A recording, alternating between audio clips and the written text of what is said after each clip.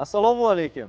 O'lkamizda bahor, yangilanish nafasi bugun chindan ham har bir yurtdoshimizni yangilikka, bunyodkorlikka, obodlik va farovonlikka ilhomlantirmoqda. Assalomu alaykum. Chindan ham bahor tafti nafaqat tabiatni uyg'otmoqda, balki insonlardagi ishchanlik kayfiyati, har bir kundan samarali foydalanish va oldinga qo'yilgan maqsadlarni izchillik bilan amalga oshirish uchun ham qanot bo'lmoqda. 7 kun axborot tahliliy dasturining mart oyidagi so'nggi soni bilan studiyada hamkasbim Muhabbat Iminova, Hilola Rahmonova hamda men G'ayratbek Sirojiddinovlar o'tib borayotgan onlaringizni yangi va yaxshi xabarlar bilan boyitishga kirishganmiz. Demak, biz boshladik. Yakuniga yetgan haftaning muhim va e'tiborli voqeliklardan biri bu Tojikiston Oliy davlatlar aro kengashining birinchi yig'ilishi. Umuman olganda Tojikiston davlat rahbarining mamlakatimizga amaliy tashrifi bo'ldi. Markaziy Osiyo mintaqasida qadimdan yonma-yon yashab kelayotgan o'zbek va tojik xalqlari o'rtasidagi munosabatlar chuqur tarixiy ildizlarga ega.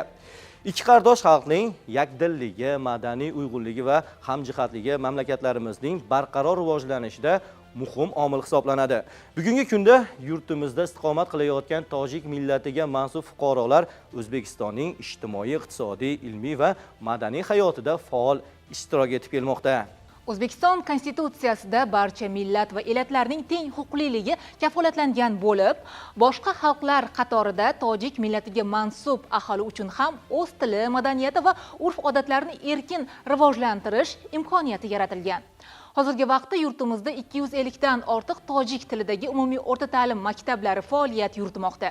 Termiz, Farg'ona, Samarqand, Buxoro, Chirchiq kabi shaharlardagi oliy ta'lim muassasalarida tojik guruhlari mavjud bo'lib, yoshlar o'z bilim va kasbiy mahoratini oshirib kelishmoqda. O'zbekistondagi tojiklar orasida ikki tillik keng tarqalgan. Ular kundalik hayotda o'zbek va tojik tillaridan birdek foydalanadi. O'zbekistonda tojik tilida gazeta, radio va televideniya faoliyati yo'lga qo'yilgan, jumladan Ovozi tojik, Ovozi Samarqand, Havor kabi nashrlar tojik tilida chop etilmoqda. Aholini dolzarb yangiliklardan xabardor qilib kelmoqda. Tojikiston Respublikasi Prezidenti Emomali Rahmonning O'zbekistonga davlat tashrifi bu birdamlikni yanada mustahkamlash yo'lidagi yana bir muhim qadam bo'ldi deyish mumkin. Ikki qardosh xalq o'rtasidagi do'stlik va yakdillik kelgusida yanada rivojlanib, farovon hayot va barqaror taraqqiyotga xizmat qilishi aniq. Yakuniga yetgan haftada O'zbekiston-Tojikiston Oliy davlatlar aro kengashining birinchi yig'ilishidan so'ng ikki tomonlama hujjatlarni imzolash va almashish marosimi bo'lib o'tdi. O'zbekiston Respublikasi Prezidenti Shavkat Mirziyoyev va Tojikiston Respublikasi Prezidenti Emomali Rahmon strategik sheriklik va ittifoqchilik munosabatlarini kengaytirish to'g'risida qo'shma bayonotni imzoladilar. Bilasizmi Muhabbat, Tojikiston O'zbekistonning asosiy savdo-iqtisodiy hamkorlaridan biri hisoblanadi. Iqtisodiy tadqiqotlar va islohotlar markazi tomonidan taqdim etilgan ma'lumotlarga ko'ra, Tojikiston import qiluvchi davlatlar orasida 9-o'rinni egallaydi va O'zbekiston eksportining 2% Tojikiston hissasiga to'g'ri keladi. O'zbekiston va Tojikiston o'rtasidagi o'zaro savdo erkin va savdo rejimida amalga oshiriladi. Ikki mamlakat o'rtasidagi tovar ayirboshlash hajmi 1 milliard dollarga yaqinlashmoqda. G'ayrat aka, keling dastavval Andijonda avvaldan ish boshlagan va endilikda ushbu korxonaning navbatdagi filialiga start berilgan ushbu muhim tarixiy voqelikka ikki mamlakat rahbarlari tomonidan start berildi. Korxona va hamkorligimizning taassurotlariga quloq tutsak-da, keyin statistik ma'lumotlarimizni davom ettirsak, nima deysiz? Marhamat. در سالهای اخیر همکاری بین جمهوری تاجیکستان و جمهوری ازبکستان بیش از پیش تحکیم یافته. So'nggi yillarda Tojikiston Respublikasi va O'zbekiston o'rtasidagi hamkorlik aloqalari tobora mustahkamlanib, sifat jihatidan yangi bosqichga ko'tarildi. Tojikiston Respublikasi Prezidenti Milliy birlik va tinchlik asoschisi Peshvoyi millat muhtaram Emomali Rahmonning Navro'z bayrami shukuhi kezib yurgan vaqtda O'zbekiston Respublikasiga amaliy tashrifi ikki davlat o'rtasidagi do'stlik va o'zaro manfaatli hamkorlikning yorqin ifodasi bo'ldi. Ushbu muhim tashrif doirasida ikki davlat rahbarlari ishtirokida bizning qo'shma korxona faoliyatiga rasman start berildi. Bu esa iqtisodiy hamkorlikni yanada rivojlantirishda muhim qadam hisoblanadi. Ta'kidlash joizki, o'tgan yili korxona tomonidan sutni qayta ishlashga ixtisoslashgan ishlab chiqarish quvvati ishga tushirilgan edi. Uning bir sutkalik ishlab chiqarish hajmi 3 tonnani tashkil etib, ayni paytda undan ortiq turdagi sifatli mahsulotlar tayyorlanmoqda. Bugungi yangi korxona ham o'z faoliyatini boshlab hozirning o'zida Andijon shahrida yashovchi 26 nafar aholi doimiy ish o'rni bilan ta'minlandi. Kelgusida ishlab chiqarish quvvati kengaytirilishi natijasida korxona bir sutkada 10 tonnagacha sutni qayta ishlash imkoniyatiga ega bo'lib, 150 nafargacha mahalliy aholi va mutaxassislar uchun yangi ish o'rinlari yaratilishi rejalashtirilgan. Alohida ta'kidlash lozimki, Tojikiston va O'zbekiston o'rtasidagi munosabatlar nafaqat savdo-iqtisodiy sohada, balki barcha yo'nalishlarda izchil va jadal rivojlanmoqda. Korxona rahbariyati, aksiyadorlar va barcha xodimlar tomonidan O'zbekiston Respublikasi Prezidenti muhtaram Shavkat Mirziyoyev va Tojikiston Respublikasi Prezidenti muhtaram Emomali Rahmonga yaratilgan qulay shart-sharoitlar va har tomonlama qo'llab-quvvatlaganliklari uchun samimiy minnatdorlik izhor etamiz. Ikki xalq o'rtasidagi do'stlik va hamkorlik rishtalari abadiy va mustahkam bo'lsin. 2017-2025 yillar davomida O'zbekistonning Tojikiston bilan tovar ayirboshlash hajmi 3.8 barobarga, ya'ni 237,9 million dollardan 912,4 million dollargacha oshdi. Eksport hajmi esa 3.7 barobarga o'sib, 186,1 million dollardan 683,1 million dollargacha yetdi. Import esa 4.4 barobarga oshib, 51,8 million dollardan 229,3 million dollargacha ko'paydi. 2026-yil 1-mart holatiga ko'ra O'zbekiston, Tojikiston investitsiyalari ishtirokida 420 ta korxona faoliyat ko'rsatmoqda. Ulardan 110 tasi qo'shma korxona, 310 tasi esa Tojikiston kapitali. 100% bo'lgan xorijiy korxonalar hisoblanadi. Tojik qardoshlarimiz bilan nafaqat savdo-iqtisodiy, balki madaniy, gumanitar, ta'lim, ilmiy sohalarda ham aloqalarimiz mustahkamlanib bormoqda. Bu o'z navbatida ikki davlat aholi farovonligi, birdamligi va hamjihatligini ortib borayotganligini ko'rsatmoqda. Navbat hafta yangiliklariga yakuniga yetgan haftada barcha shahar va tumanlarda yangi O'zbekiston olimpiya cho'qqilari hamda Prezident Olimpiadasi sport musobaqalarining 2026-yilgi mavsumiga tantanali ravishda start berildi. Ipak yo'li erkin iqtisodiy zonasida aholi bandligi, ayniqsa yoshlarni doimiy ish bilan ta'minlash maqsadlariga bag'ishlangan kengaytirilgan yig'ilish bo'lib o'tdi. Unda viloyat hokimi Shuhratbek Abdurahmonov, Andijon, Asaka, Oltinko'l tumanlari hamda Andijon shahridagi ta'lim muassasalari rahbarlari, mahalla yettiligi a'zolari hamda tegishli tashkilotlar rahbarlari ishtirok etishdi. Andijon shahri yaxshi mahalla fuqarolar yig'ini hududidagi Bobur Arena yonida aholi va mehmonlar uchun qulayliklar yaratishga qaratilgan navbatdagi 24 ga 7 formatda faoliyat yuritadigan zamonaviy ko'chalar tashkil etilmoqda. Yakunlangan haftada viloyat hokimi Shuhratbek Abdurahmonov ushbu hududda bo'lib, mazkur loyihalar bilan yaqindan tanishdi. Viloyat yetakchisi Bobur shahriga borib, hududda jadallik bilan amalga oshirilayotgan qurilish va bunyodkorlik ishlari bilan yaqindan tanishdi. Xususan, viloyat rahbari xorijiy korxona tomonidan barpo etilayotgan zamonaviy ko'p qavatli turar joylar majmuasi hamda savdo xarid markazini ko'zdan kechirdi. Ushbu loyihalar nafaqat shahar qiyofasini yangilash, balki aholi uchun qulay va zamonaviy yashash muhitini yaratishda muhim ahamiyat kasb etayotgani alohida ta'kidlandi. Viloyat hokimi Shuhratbek Abdurahmonov yoshlar kuni munosabati bilan Shahrixonlik yoshlar bilan uchrashdi. Uchrashuv davomida yoshlar bilan ochiq va samimiy muloqot olib borilib, ularning kelajak rejalari, ta'lim yo'nalishlari hamda kasb tanlash borasidagi fikr mulohazalari bilan tanishdi. Ana shunday uchrashuv Bo'ston tumani mahalla yoshlari bilan ham tashkil etildi. Unda yoshlar tomonidan bildirilgan taklif va muammolar diqqat bilan tinglandi. Ayniqsa o'qish uchun shartnoma to'lovlarini qoplash, doimiy ish bilan ta'minlanish, tadbirkorlik qilish uchun kreditlar hamda dehqonchilik uchun yer maydonlari ajratish kabi dolzarb masalalar keng muhokama qilindi. Har bir masala yuzasidan mutasaddilarga aniq topshiriqlar berilib, ularning ijrosini ta'minlash bo'yicha tegishli choralar belgilandi. Viloyat hokimi Shuhratbek Abdurahmonov Andijonda faoliyat yuritayotgan xitoylik investorlar bilan uchrashuv o'tkazdi. Uchrashuv davomida amalga oshirilayotgan investitsiya loyihalari, shuningdek, uy-joy qurilishi va sanoat sohasida olib borilayotgan ishlar muhokama qilindi. Loyihalarni yangi bosqichga olib chiqish orqali qo'shimcha imkoniyatlar yaratish, ularni belgilangan muddatlarda va yuqori sifatda yakuniga yetkazish masalalariga alohida e'tibor qaratildi. Andijon Farm erkin iqtisodiy zonasi viloyat rahbarining navbatdagi manzili bo'ldi. Hududda yirik investitsion loyiha asosida barpo etilayotgan tibbiy jihozlar ishlab chiqarishga ixtisoslashgan zamonaviy korxona qurilishi jarayoni viloyat yetakchisining alohida e'tiborida bo'ldi. Shuningdek, viloyat hokimi loyiha egalari bilan investorlar ishtirokida muloqot qilib, belgilangan ishlarni o'z vaqtida va sifatli yakunlash masalalari yuzasidan kelishib oldi. Viloyat hokimi Shuhratbek Abdurahmonov Yoshlar kuni munosabati bilan Qo'qon universiteti talabalari bilan uchrashuv o'tkazdi. Uchrashuv ochiq va samimiy muloqot ruhida o'tdi. Muloqot davomida Andijon shahrining ko'rkini yanada oshirish, ichki turizmni rivojlantirish hamda aholiga ko'rsatilayotgan servis xizmatlarini yangi bosqichga olib chiqish masalalari muhokama etildi. Odamlar ongida favqulodda vaziyatlar, xususan yong'inlar kam uchraydigan hodisa degan tasavvur bor. Lekin qaysar raqamlar buning aksini ko'rsatmoqda.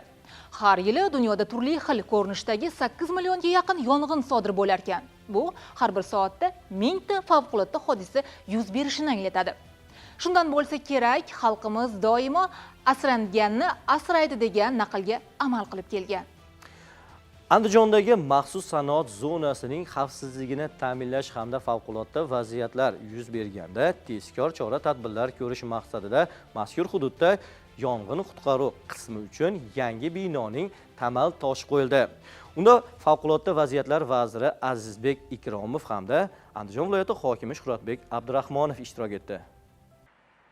Asikaga eltuvchi yo'lning Andijon tumanidagi Ipak yo'li erkin iqtisodiy zonasi va Andijon sanoat hubida 22 ta yirik korxona faoliyati yo'lga qo'yilgan. Mazkur hududning yurtimiz iqtisodiyotiga qo'shayotgan hissasi tobora ortib bormoqda. Tabiiyki, ishlab chiqarish korxonalarining kutilmaganda yuz beradigan ofatlardan himoya qilish muhim.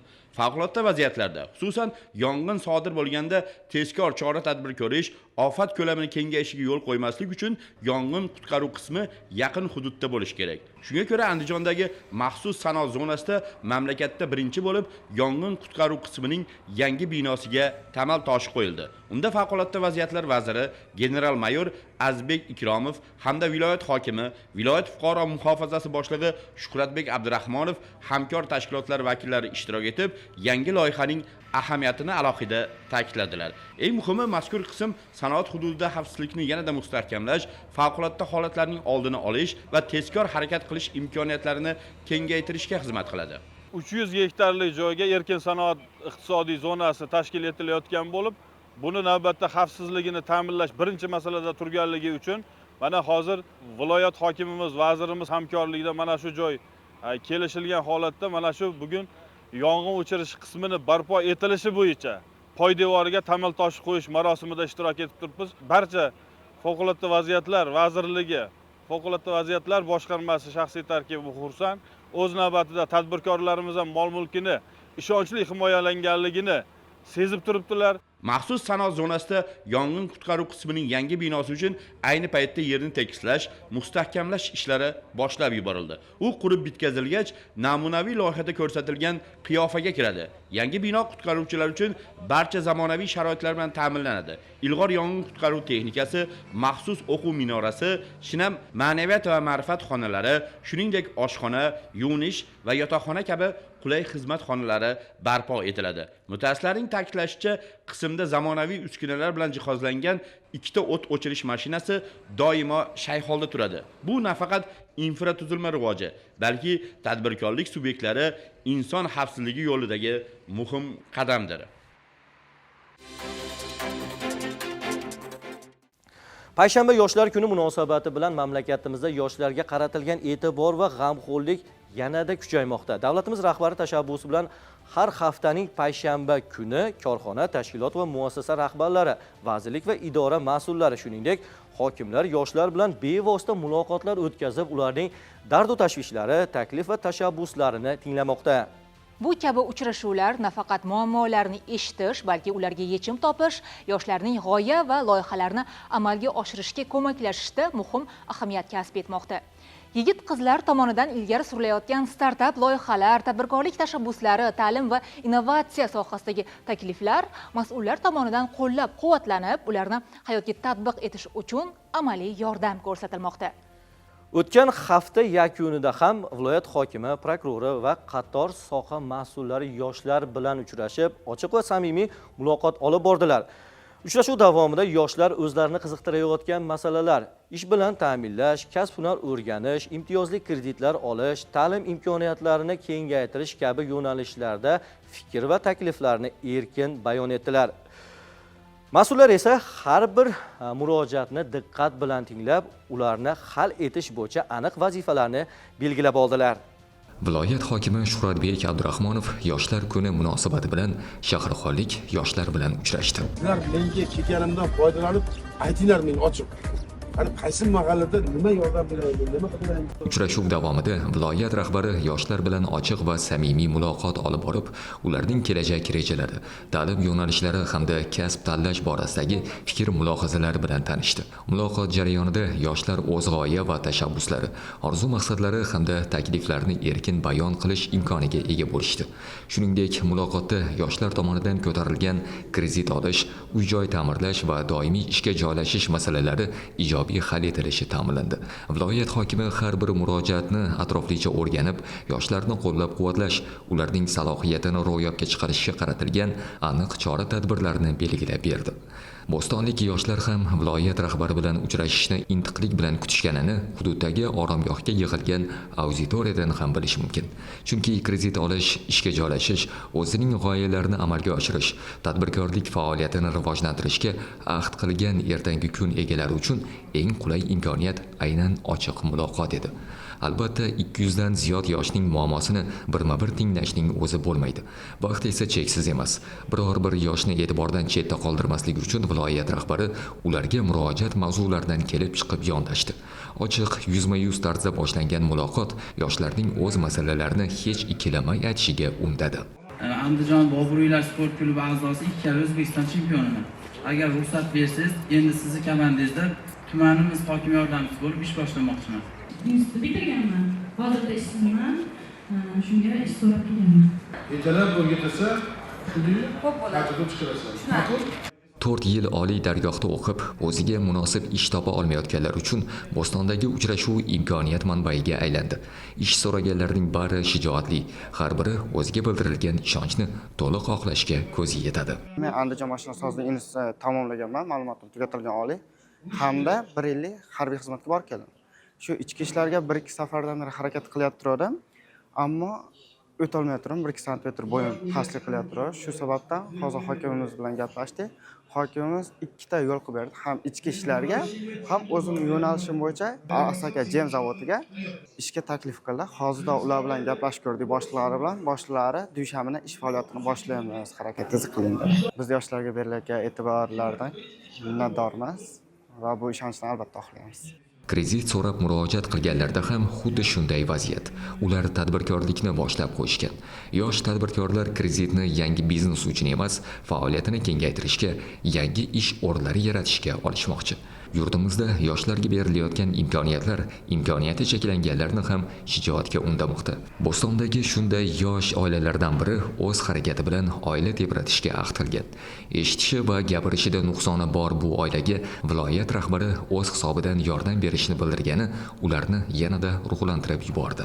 Bugun tumanimizda har payshanba yoshlar kuni munosabati bilan viloyat hokimimiz tashrif buyurgan va bunda men ham imkoniyati cheklangan 2 nafar fuqaroni ishsiz yoshlarni, ya'ni olib keldim va murojaatini viloyat hokimimizga aytgan edik.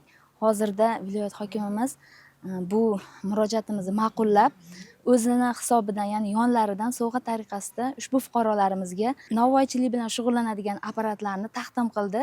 Men bundan juda ham xursandman. Avvalambor bitta oilani ijtimoiylashuvini amalga oshirdik va yana ham haligi yashashga bo'lgan hayot qiziqishlarini amalga oshirdik. Biz bundan avvalambor oilasi nomidan va o'zim nomimdan viloyatimiz hokimi Shuhratbek Qo'shaqboyevichga kattakon rahmat aytib qolaman. Viloyat rahbari bilan uchrashuvga umid bilan kelganlar ortlarga muammosi hal yoki ishli bo'lganidan shunchaki quvonib emas, katta va yuksak maqsadlar bilan qaytdilar. Yoshlarning orzulariga qanot bog'layotgan bu kabi ochiq muloqotlar davom etadi.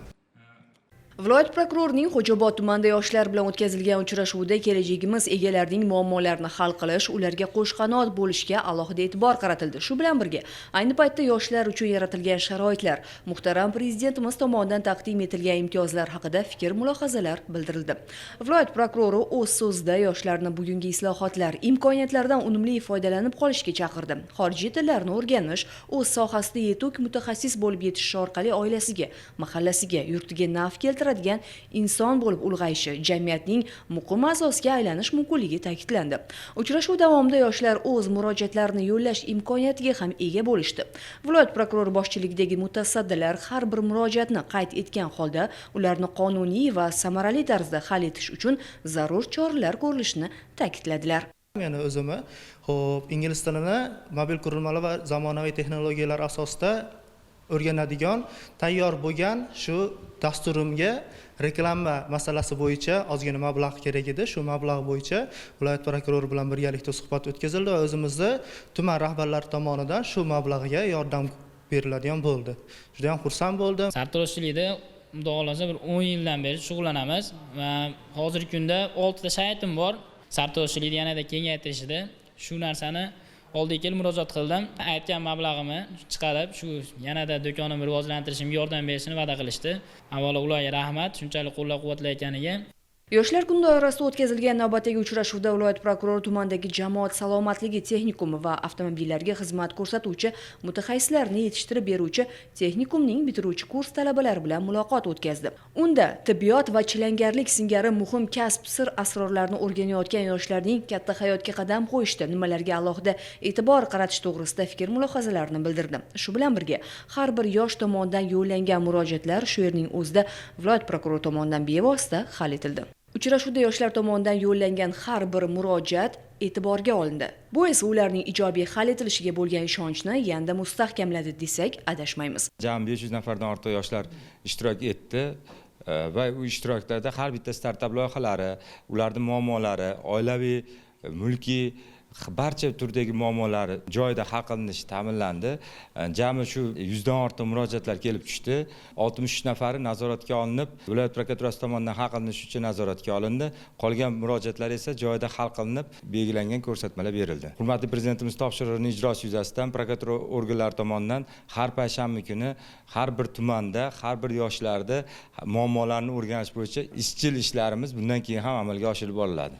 Haftaning har payshanbasida o'tkazilayotgan yoshlar kun davomida viloyat prokurori tomonidan belgilangan jadval asosida barcha shahar va tumanlarda bunday uchrashuvlar faollik va uyushqoqlik bilan tashkil etilmoqda. Bunday e'tibor va imkoniyatlardan ilhomlangan yoshlarimiz esa yanada ulkan orzu maqsadlarni o'z oldiga qo'yib, ularga erishish uchun sobatlik bilan qadam bosishni ko'ngillariga tugmoqda desak yanglishmaymiz.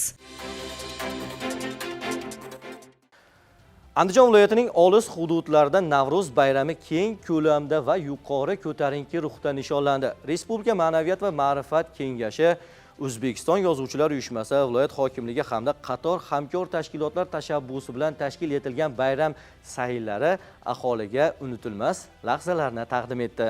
Ayniqsa bayram tadbirlarining chekka hududlarda o'tkazilayotgani aholi, yoshlar kayfiyatini yanada ko'tardi.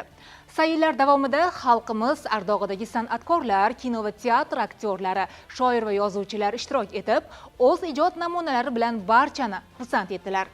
Jonli ijro etilgan qo'shiqlar, sahnaviy chiqishlar, sherxonlik kechalari bayramga alohida fayz bag'ishladi. Shahrixon va Paxtaobod tumanlarida bo'lib o'tgan bayram shodiyonalari ayniqsa ko'tarinki ruhda tashkil etildi.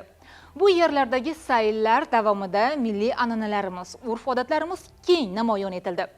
Milliy taomlar tayyorlanib, xalq o'yinlari va turli madaniy dasturlar namoyish qilindi. Yoshlar va nuroniylar, oilalar bir joyga jam bo'lishib, bayramni birgalikda nishonladilar. Navro'z sayli. Aytishimiz kerakki, bu tinchlik namunasi deyishimiz mumkin bo'ladi. Yerga ekilayotgan daraxt, sayrayotgan qushlar, insonlarning yuz ko'zlaridagi kulgulari aytishimiz kerakki, bu tinchlik namunasi.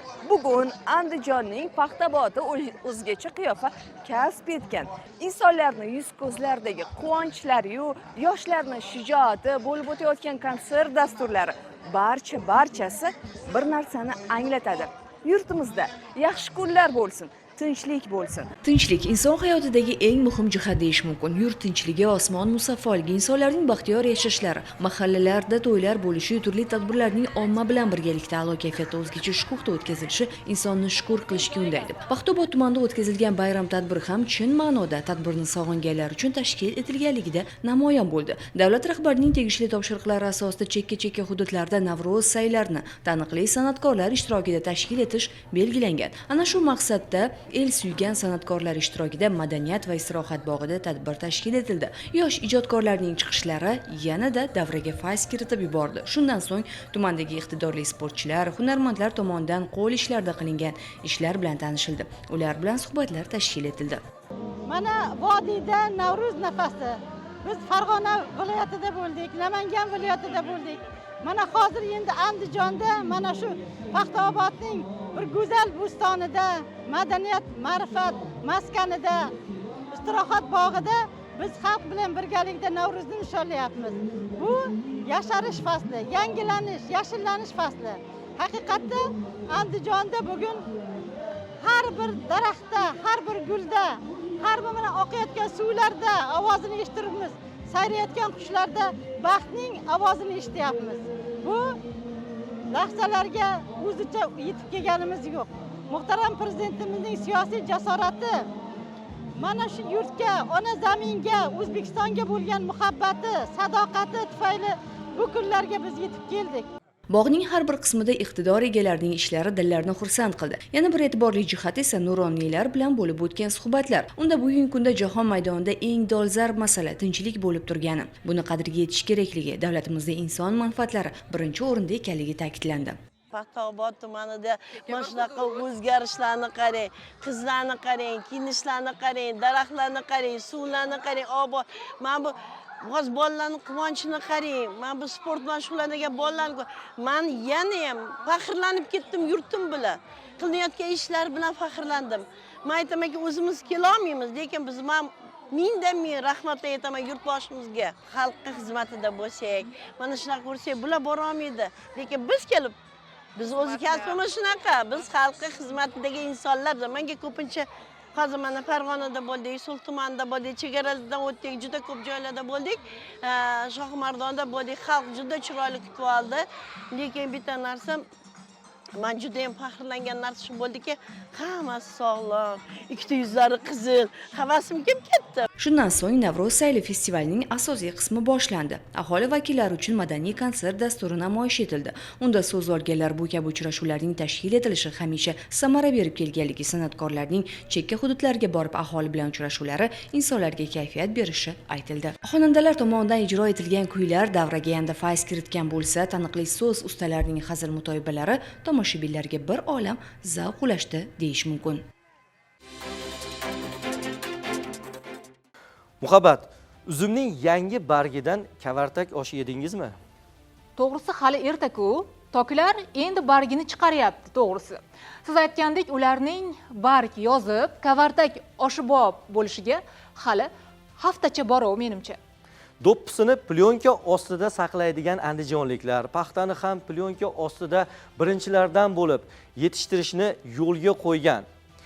Uzumchilikda katta tajribaga ega Buloqboshi tumanidagi Muhammad Ali Bo'ronov fermer xo'jaligi 5 sotiq tokzorda mana shu usulni qo'llab, mart oyidan boshlab daromad olishga kirishdi. Qoyili uzum bargidan hozirning o'zidayoq yaxshigina sof daromad ko'rgan. Boshqalar novdalarni endigina tokso'riga tarayotgan paytda fermerning uzumlari hosildan nishona bera boshlagan.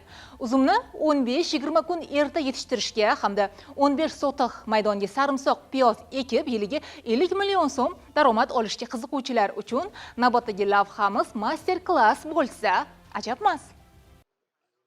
Buloqboshi tumani aholisining uzum va sarimsoq piyoz yetishtirishdagi mirishkorligi mintaqa oshib, okean ortiga ham yetib borgan. Mazkur hududda pishib yetilgan uzumlar Yaponiyagacha, sarimsoq piyoz esa Amerika Qo'shma Shtatlarigacha eksport qilinmoqda. Bu esa Buloqboshining ikki yo'nalishdagi tajribasini o'rganishga, undan andoza olishga undaydi. Viloyat kambag'allikni qisqartirish va bandlik boshqarmasi shu bois unga yondosh Marhamat, Xo'jaobod, Jalaquduq va Qo'rg'ontepalik sohibkor va dehqonlar ishtirokida ko'rgazmali seminar tashkil etdi. Birinchi maqsad aholi tomorqalaridan va ijaraga berilgan yerlardan samarali foydalanish. Ikkinchisi esa iqlimi, tabiati va tuprog'i bir-biriga yaqin hududlarda qishloq xo'jaligining ikki tarmog'ini ommalashtirish.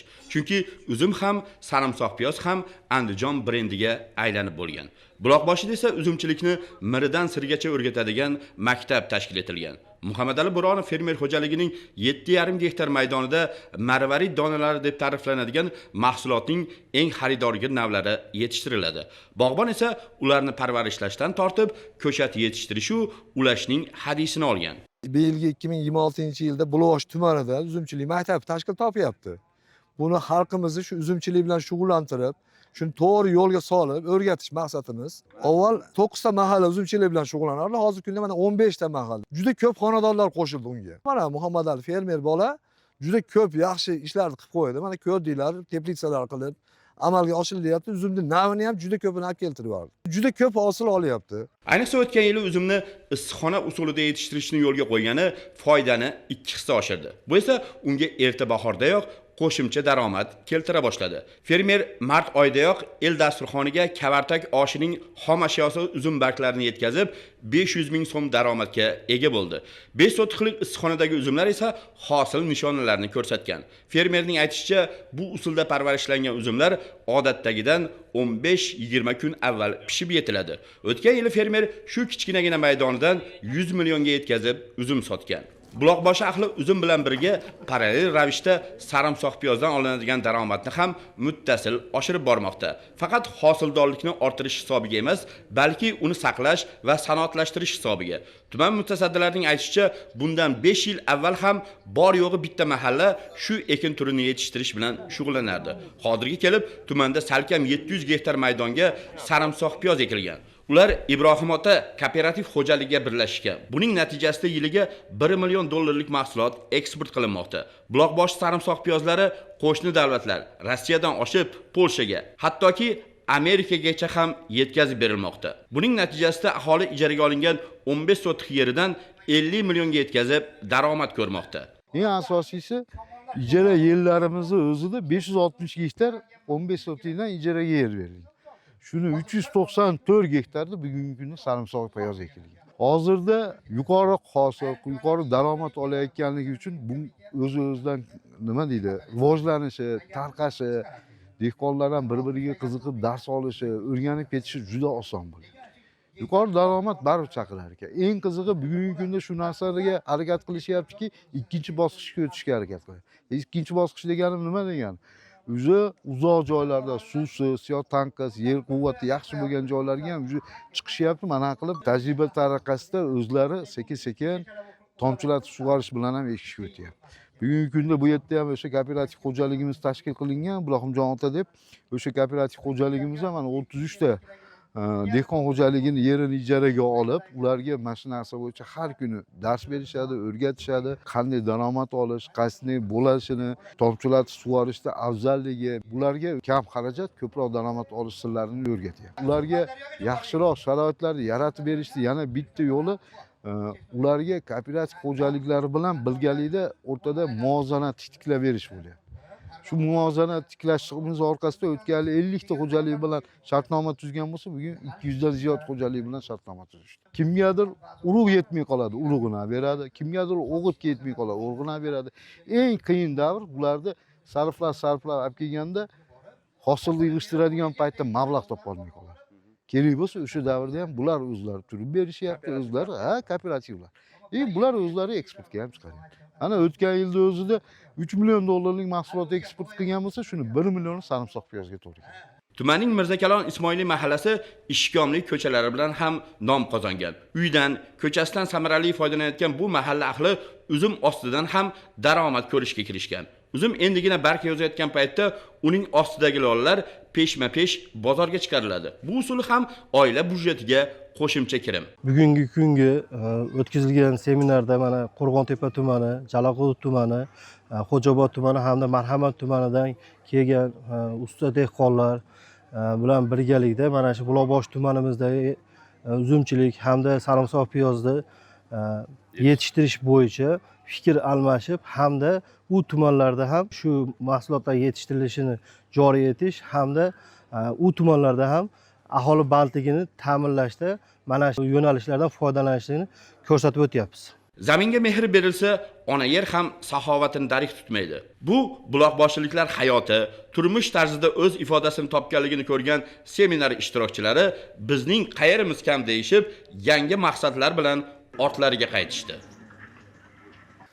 Mavzudan uzoqlashmaymiz. Andijon viloyatida qishloq xo'jaligi sohasini rivojlantirish, ilg'or tajribalarni ommalashtirish va fermerlarning samaradorligini oshirishga qaratilgan amaliy ishlar izchil davom etmoqda. Xususan, Shahrixon tumanidagi Do'rmon zamini fermer xo'jaligida tashkil etilgan tadbirda soha mutaxassislari, fermerlar va mas'ullar bir joyga jam bo'lib, yurtimizda amalga oshirilayotgan agrar islohotlar, oziq-ovqat xavfsizligini ta'minlashga qaratilgan vazifalar yuzasidan fikr almashdilar. E'tiborlisi, seminar nazariya bilan cheklanib qolmadi, balki amaliyot bilan boyitildi. Do'rmon zamini fermer xo'jaligida joriy etilgan ko'p tarmoqli faoliyat, suv tejovchi texnologiyalar, tomchilatib sug'orish tizimi, shuningdek quyosh panellaridan foydalanish kabi yangiliklar ishtirokchilar uchun o'ziga xos tajriba maktabi bo'ldi. Bu esa zamonaviy yondashuv va ilmga tayangan mehnat yuqori natija berayotganligining yaqqol isboti. Shuningdek, tadbirda fermerlarga yerdan unumli foydalanish, ekinlarni o'z vaqtida ekish, yangi agrotexnologiyalarni qo'llash orqali hosildorlikni oshirish bo'yicha aniq tavsiyalar berildi. Zero bugun har bir qarich yer baraka manbai, har bir fermer mehnati esa yurt dasturxoni farovonligining garovidir. Shahrixon tumanidagi Do'rmon zamini fermer xo'jaligida qishloq xo'jaligi sohasini yanada rivojlantirish, mavjud imkoniyatlardan samarali foydalanish hamda ilg'or tajribani ommalashtirishga bag'ishlangan amaliy seminar bo'lib o'tdi. Unda O'zbekiston Fermerlar kengashining mas'ul xodimlari, viloyat va tuman fermerlar kengashi raislari, shuningdek, fermer xo'jaliklari rahbarlari ishtirok etdi. Tadbir davomida sohada amalga oshirilayotgan islohotlar, ayniqsa mamlakatimizda oziq-ovqat xavfsizligini ta'minlashga qaratilgan muhim qarorlar mazmun mohiyati keng tushuntirildi. Do'rmon zamin fermer xo'jaligi faoliyati ham seminar ishtirokchilari uchun amaliy namuna bo'ldi. Xo'jalik ko'p tarmoqli bo'lib, 59 gektar maydonda g'alla yetishtirilmoqda. Joriy yilda esa 25 gektar maydonda paxta ekish rejalashtirilgan. Shu bilan birga xo'jalikda chorvachilik, parrandachilik va asalarichilik yo'nalishlari ham yo'lga qo'yilgan. 18 gektar maydonda suv tejovchi texnologiyalar asosida tomchilatib sug'orish tizimi joriy etilgani e'tiborga molik. Bu esa suv resurslaridan oqilona foydalanish va hosildorlikni oshirishga xizmat qilmoqda. Shuningdek, xo'jalikda quvvati 12 kilovat bo'lgan quyosh panellari o'rnatilib, energiya tejamkorligi ta'minlangan. Shu texnikalarni qo'ygani, bir 4 ta mol boqqani, 4 ta qo'y boqqani joyimiz yo'q edi. Hamma joyimiz aylanasiga ekin joylar. Prezidentimizning tashabbusi bilan mana ariq zovurdi atvallaridan ekin yeriga xalaqit bermagan joydan shuni eshitib, harakat qilib, mana shu 1 yil ichida qildim. 70 ta molga, 100 ta qo'yga, mana bu yerda kengroq zovurdi atvali bor. Bu ham ekin yeridan tashqari 7-8 ta texnikalarim bor. Texnikalarimga kengaytirib ochib joy qildik. Qo'shimcha daromad, chekkalarga mevali daraxtlar ekildi, uzum ekdik. Aylanasiga har bitta 6 ta kartam bo'lsa, 6 ta konturim bo'lsa, 6 ta konturimni chor atrofi aylanasiga bir tomoni mevali daraxt, bir tomoni yana kerakli daraxtlar, har xil daraxtlarni ekib, yashil makonlarni ham qildik, rivojlantirib. Quyosh panel qo'ydik. Prezidentimiz tashabbusi bilan ariqlar fondiy betonlandi. Prezidentimizga rahmat, qulaylik bo'ldi bizga. Seminar davomida O'zbekiston Fermerlari Kengashi raisati a'zolarining barcha mirishkor fermerlar va dehqonlarga murojaati o'qib eshittirildi. Unda mamlakatimiz oziq-ovqat xavfsizligini ta'minlashda har bir fermerning hissasi muhim ekani, ayniqsa kartoshka va boshqa zarur mahsulotlarni o'z vaqtida ekish orqali qo'shimcha daromad olish imkoniyatlari mavjudligi ta'kidlandi. Tadbirda alohida ta'kidlanganidek, qishloq xo'jaligida yuqori natijaga erishish uchun ilmga asoslangan yondashuv muhim ahamiyatga ega. Paxta va g'alla yetishtirishda yuqori hosildorlikka erishish, ekin maydonlarida suv tejovchi texnologiyalar jumladan tomchilatib sug'orish tizimini keng joriy etish bo'yicha aniq tavsiyalar berildi. Shuningdek, urug'chilikda ham yangiliklar yuqori hosil olish garovi ekanligi qayd etildi. Baliqchi tumanidagi Sherali ota fermer xo'jaligida ham ilg'or tajribalar amalda qo'llanilmoqda. Joriy yilda 19.2 gektar maydonda Shinjon usulida chigit ekish ishlari olib borilmoqda. Ushbu texnologiya orqali o'simliklarni kasalliklardan himoya qilish va mineral o'g'itlardan samarali foydalanish imkoni yaratilmoqda. O'tgan yilda mazkur xo'jalikda paxtadan 51 sentner hosil olingan bo'lsa, joriy yilda bu ko'rsatkichni 60 sentnerga yetkazish maqsad qilingan. Bu esa fermerlarning ilg'or texnologiyalar va zamonaviy yondashuvlar orqali yuqori natijalarga erishayotganini ko'rsatadi. 2026-yil Baliq tumanimizda 7800 gektar chigit ekish rejalashtirilgan. Shundan 4100 gektari 76 qo'shqator usulida ekish rejalashtirilgan. 3700 gektar 76 yakka qator asosida ekish rejalashtirilgan. Bizda hozir mana ko'rib turganinglardek Xitoy Respublikasini Shinjon usulidagi paxta ekish usulida hozir paxta ekish boshladik. Baliq tumani Chinobod massifi Sherali ota fermer xo'jaligida Shinjon usulida hozir biz Baliq tumanida 2132 gektar ekish rejalashtirganmiz. Hozirda ekish ishlarini olib borishni boshladik. O'tgan 2025-yilda Shinjon usulida xuddi shu fermerimiz Sherali ota fermer xo'jaligida Shinjon usulida 18 gektar ekilgan. Fermer xo'jaligimiz o'rtacha 55-60 sentnerdan paxta hosilini yig'ishtirib oldi. Buni afzallik tomonlari yana oshiqcha texnika kirgizilmaydi. Suvdan samarali foydalanish, ham suv ekonom qilish, ham texnikadan bizga ancha yordam bo'lganligi uchun bu juda katta effekt berishini ko'rib, o'zimiz xulosasini berib, hammaga tavsiya qilib ekishni boshladik. Bu yil o'rtacha hozir mana Xitoyda 83 urug'ini 2 gelli urug'ini ekyapmiz. Hozir ham glifosatga chidamli, ham ko'sak qurtiga chidamli paxta navini, chigit navini ekyapmiz. Bu yil rejalarimiz 65 sentnerdan yuqori olish hozir hisob-kitob qilib turibmiz. Umuman olganda mamlakatimizda qishloq xo'jaligi sohasida amalga oshirilayotgan islohotlar, yaratilayotgan keng imkoniyatlar fermer va dehqonlarning samarali faoliyat yuritishiga, oziq-ovqat xavfsizligini ta'minlashga hamda eksport salohiyatini oshirishga mustahkam zamin yaratmoqda. Bilasizmi muhabbat, Andijon shahri go'yoki Pavloniya qiyg'os gullagan ochiq osmon ostidagi muzeyga aylandi. O'tgan hafta boshida ochila boshlangan Pavloniya gullari bugun to'la ochildi. Vodiyda shunday bir shahar borki, har bahor u go'yo ertaklarga xos go'zallikka burkanadi. Bu shubhasiz Andijon. Pavloniya gullari ochilgan pallada shahar ko'chalari siyoh rang, pushti va oppoq ranglar bilan jilolanib, bezanib, har qadamda bahor nafasi, go'zallik va nafosati seziladi. Bu manzarani ko'z bilan ta'riflash qiyin, uni faqat ko'rish, his etish kerak. Dastur so'ngiga olib qo'ygan ajoyib reportajimiz albatta sizga ham manzur bo'ladi degan umiddamiz. Shu o'rinda 7 kun ijodiy jamoasi, hamkasbim G'ayratbek Sirojiddinov hamda Hilola Rahmonova va men Muhabbat Iminova xizmatingizda bo'ldik. E'tibor uchun rahmat. Salomat bo'ling. Mamlakatimizda so'nggi 5-6 yillar mobaynida Pavloniyaga qiziqish nihoyatda ortib bormoqda. Pavloniya yer sharida mavjud daraxtlardan nafaqat eng tez o'sishi bilan ajralib turadi, balki hayoliy go'zallik kashf etib gullashi, qimmatli yog'och, asal, biomassa manbai ekanligi bilan ham qadrlanadi. U manzarali daraxt sifatida istirohat bog'lari, xiyobonlar va ko'chalarni bezaydi, hatto aholi xonadonlariga ham ekilmoqda. Bugun Andijon ko'kka bo'y cho'zgan Pavloniyalarning shirin ifori og'ushida. Osmonga bir savat pushti rangli gul ko'tarib turgan daraxtlar go'zal manzara kasb etmoqda. Mana bugun dugonalarim bilan Andijon ko'chalariga sayr qilgani chiqdik va sayr davomida bunday go'zallikni guvohi bo'lib turibmiz. Bu ko'chalarda Pavloniya daraxti o'zgacha bir odamlarga kayfiyat baxsh etmoqda. Uni shirin hidi, anvoyi ifori odamlarga o'zgacha bir zavq baxsh etmoqda. Uni bekorga mo'jizaviy daraxt deb atashmas ekan, o'zinglar ham mana go'zallikni guvohi bo'lib turibsizlar. U daraxt Andijonimiz ko'chalariga yanada ko'rk bag'ishlamoqda. Biz dugonalarimiz bilan Andijon ko'chalarini har kun darsdan keyin sayr qilishga odatlanganmiz va bugun ham shu kunlardan biri. Iqlim o'zgarishiga moslashuvchan, sovuqqa chidamli bu saxovatli daraxt har bahorki ko'rkini ko'z-ko'z etib to'ymaydi. Viloyatimiz ko'chalarining ikki tomoniga saf tortgan Pavloniya durdek terilgan sarvqomat daraxt. O'tgan ketganga gul tutayotgandek. Aprel oyi malikasi Pavloniya qiyg'os gullab xalqimizga peshvoz chiqayotgandek. Pavloniya turlariga qarab, gullari yirik, och pushti, popuksimon, tanasi tik turuvchi, keng konussimon, tojli, nihoyatda ko'rkam va g'ayrioddiy chiroyga ega bo'lgan noyob daraxtdir. Uning qo'ng'iroqsimon va binafsha ranglilari ham uchraydi. Go'zalligi kishilarni hayratga solmoqda.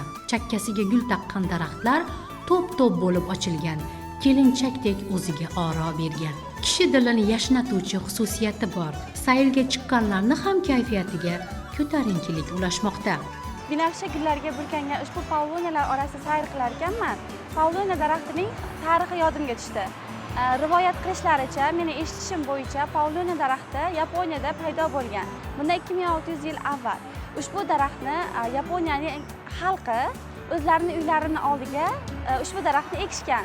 Ular shunga ishonishganki, pavlon daraxti ekilgan har bir uyga humo qushi, ya'ni Feniks qushi tashrif buyuradi va u yerga qut baraka yog'diradi degan farazga ishonishgan ular va undan keyin Anna degan qirolichani nomiga atashmoqchi bo'lgan ushbu daraxtni, lekin Anna degan o'simlik mavjudligi uchun u o'simlikni Annaning otasi, ya'ni Pavlov I-ning nomiga atashga qaror qilishgan va ushbu daraxt nomi Pavloniya bo'lib shundan paydo bo'lgan. Yaponiyada ushbu daraxtni kiri daraxti, ya'ni hayot daraxti deb nomlashadi.